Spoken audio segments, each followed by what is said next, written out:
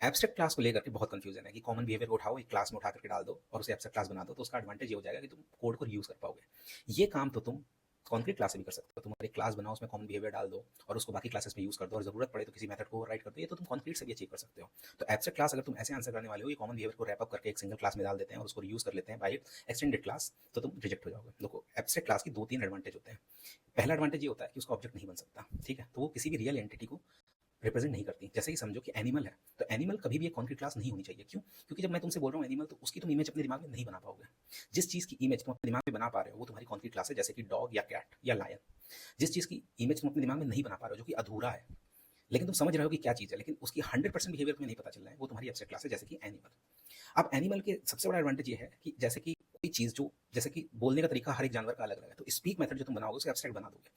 और जो concrete classes होंगी तुम्हारी, वो एनफोर्स करेगी एब्स्ट्रैक्ट क्लास उनको कि भैया तुम्हें ये एक्सटेंड करके इसको ओवरराइड या इंप्लीमेंट करना ही करना है, नहीं तो तुम्हारा कोड कंपाइल नहीं होगा। तो ये जो एनफोर्समेंट है, ये अलग बनाती है कॉन्क्रीट क्लास से एब्स्ट्रैक्ट क्लास को।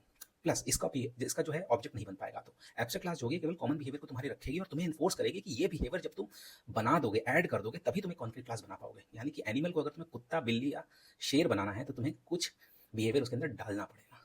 I hope this is clear.